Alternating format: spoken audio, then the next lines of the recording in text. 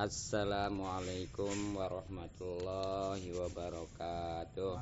Waalaikumsalam warahmatullahi wabarakatuh. Bismillahirrahmanirrahim.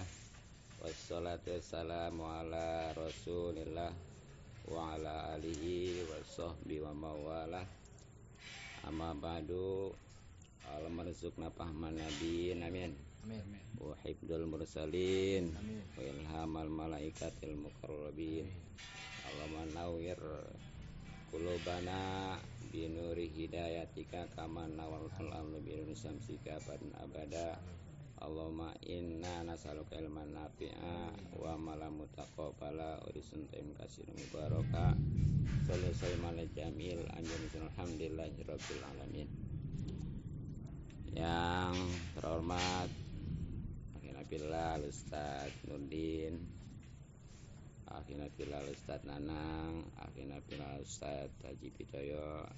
Kita doakan mudah-mudahan dipanjangkan umurnya dalam keadaan sehat lahir batin, sehingga bisa istiqomah membimbing kita di jalan Allah Subhanahu wa taala.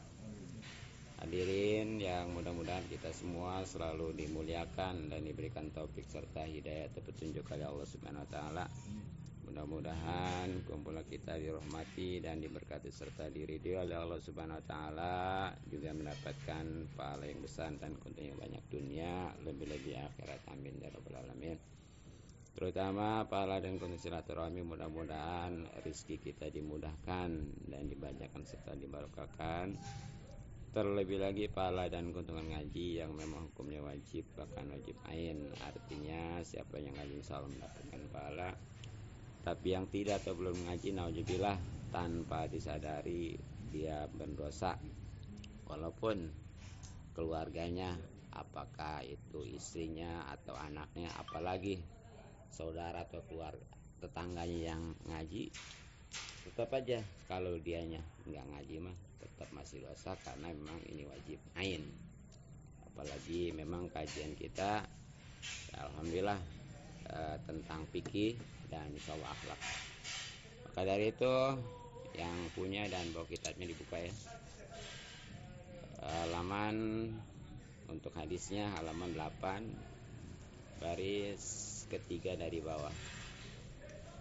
Qala al-musannif rahimahullah ta'ala wa nafa'ana bi ulumi wa madana bi asrari amin ya rabbal alamin. Bismillahil Fatihah. A'udzu billahi minasyaitonir rajim. Bismillahirrahmanirrahim. Alhamdulillahi rabbil alamin arrahmanir rahim maliki yaumiddin. Iyyaka na'budu wa iyyaka nasta'in. Ihdinas siratal mustaqim. Siratal ladzina an'amta 'alaihim ghairil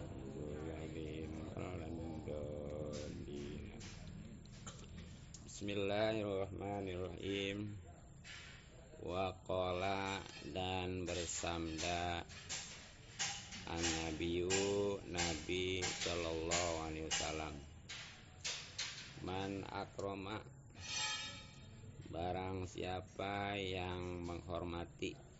Sebenarnya mah akroma memuliakan ya. Aliman kepada orang alim, faqad akromani, maka sesungguhnya ia telah menghormati kepadaku.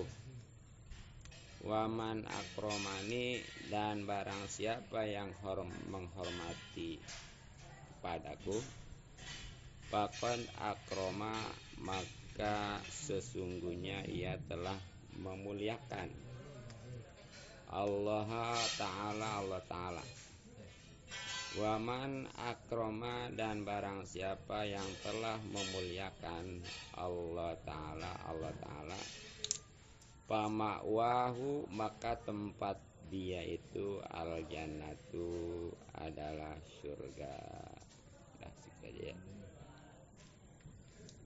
Masih di bab yang pertama, kitab Tangkil Kawal atau Lubukul Hadis, matannya ya,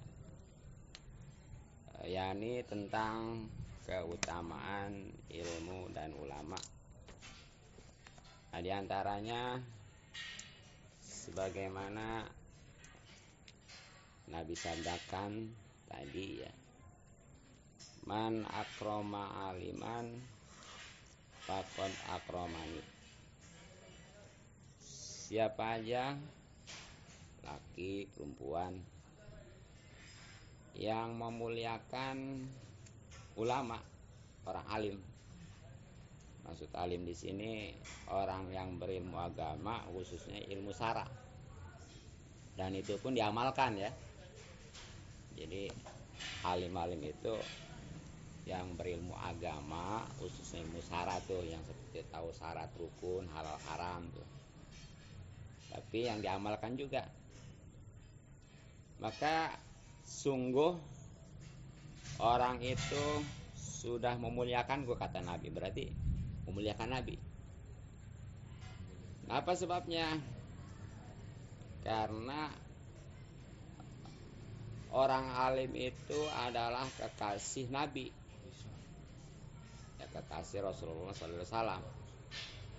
Makanya siapa yang memuliakan, yang menghormati, itu secara tidak langsung adalah memuliakan Nabi juga. Nah, tentunya cara memuliakan orang alim atau ulama itu sebagaimana sudah lalu ya. Jadi kita berkata ataupun berbuat dengan santun dan sopan, juga memperhatikan begitu. Nah kemudian siapa awaman akromani faqad akramallah. Siapa orang yang memuliakanku, maka sungguh ia telah memuliakan Allah. Jadi siapa aja yang memuliakan Nabi dengan memuliakan orang alim, dasarnya awalnya ya, maka hakikatnya sungguh dia sudah memuliakan Allah. Apa sebabnya? Karena Nabi itu adalah kekasih Allah. Makanya kalau dia memuliakan Nabi, secara tidak langsung itu memuliakan Allah. Dengan kata lain, kalau kita pengen memuliakan Allah, muliai Nabi. Dan didasari dengan memuliakan orang alim.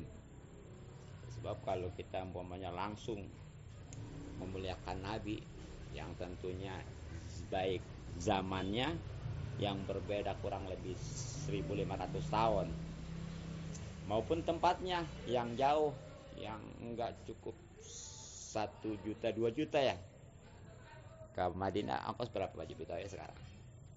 Dari pakai kereta sih. Kalau dulu Dari Indonesia maksudnya ke Madinah. Yang paling murah Arhasy Arba wa Ashrun. Paling murah. Ibaratnya umroh aja Pin. Tuh iya. Pokoknya mah lebih dari 10 juta kan ya? Pesawatnya Bangladesh. Tuh iya. Yang paling murah. Kalau yang normal 35. Tuh apa sih? Jadi seandainya zaman kita kalau mau langsung ngemuliain Nabi, perlu ongkos segitu kan? Gitu.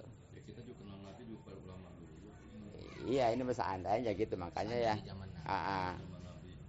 Ya seandainya sejaman, apalagi ini mah nggak mungkin kita sejaman dengan Nabi karena memang udah berlalu 1500 tahun yang lalu kan.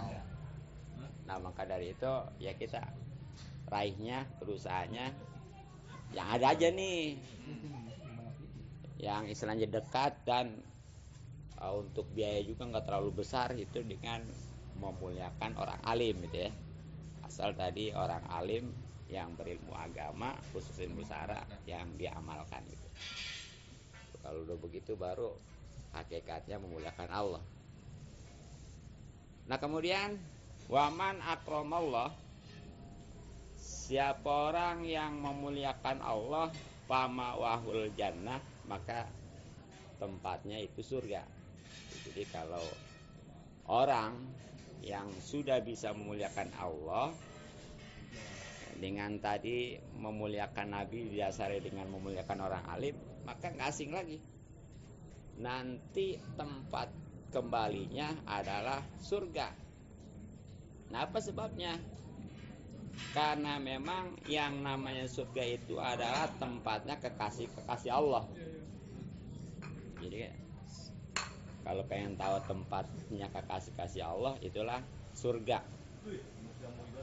Dan makanya kalau kita pengen dapat finishnya terakhir dari surga, itu tadi ya, memuliakan Allah dengan memuliakan Nabi, dan disasari dengan memuliakan orang alim.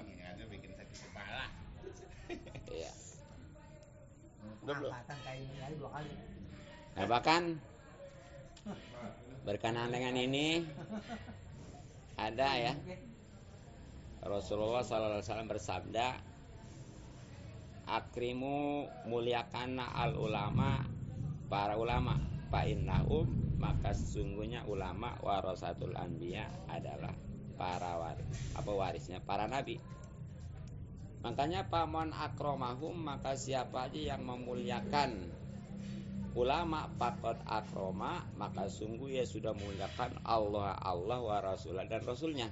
Jadi di hadis yang lain mah yang berkenaan dengan memuliakan ulama nih, ini Rasulullah sabdakan tadi ya, bahwa kita ini diperintahkan untuk memuliakan ulama. Apa sebabnya? Karena ulama itu pewaris para nabi, khususnya Nabi kita Muhammad SAW. Karena memang sehebat apapun, sepintar apapun, setelah Rasulullah itu udah nggak ada nabi lagi, apalagi Rasul. Makanya di Al-Quran itu khotaman nabiin ya. Ya, bukan khotamul mursalin atau khotamul rusul, bukan khotamul rusul, tapi khotaman nabiin. Sebab ketika nabi aja ditutup, apalagi Rasul. Karena kalau umpamanya Rasul itu pasti nabi, kalau walaupun nabi belum tentu Rasul, makanya di situ tutupnya nabi atau apalagi Rasul mah. Tapi walaupun nabi sudah ditutup, udah nggak ada lagi setelah Rasulullah, inilah mewariskannya para ulama. Dan Rasulullah sendiri mengakui seandainya masih dibuka pintu kenabian, itu pasti ulama-ulamaku, ahli-ahli warisku itu banyak menjadi nabi, karena saking pinternya, saking hebatnya gitu ya. Tapi sekali lagi, karena memang sudah tertutup pintu kenabian, sehebat apapun, sepintar apapun, tetap nggak bisa jadi nabi begitu. Gitu ya.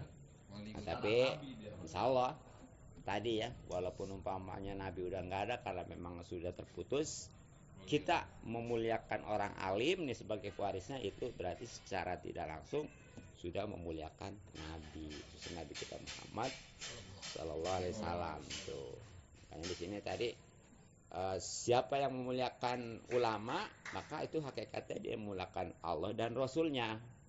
Cuma penjawaban lebih lengkapnya tadi hadis yang pertama ya, bahwa siapa yang memuliakan orang alim, maka sungguh dia sudah memuliakan Nabi. Dan siapa yang memuliakan Nabi, maka sungguh dia itu sudah memuliakan Allah. Dan terakhir finishnya, kalau dia sudah memuliakan Allah, diawali dengan memuliakan Rasul, yang didasari dengan memuliakan ulama, maka dia tempatnya di sorga. Dan ini semuanya pasti ya pengen yang namanya sorga, karena paling miskinnya di sorga itu alhamdulillah akan memiliki 10 kali lipat dunia ini. Itu paling miskin ya. Bagaimana yang paling kaya?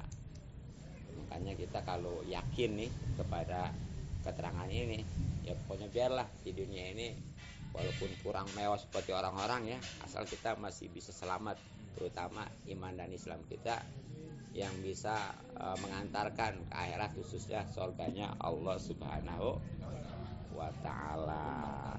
Ini mantan jahanam Jahanam. Nah, itulah ya, mungkin untuk kajian hadisnya cukup demikian dan sekian. Mudah-mudahan manfaat dan pastinya kita bisa mengamalkannya sehingga bisa meraih keuntungan-keuntungan tersebut. Untuk selanjutnya kajian kita fikih. Wallahu a'lam bishawab.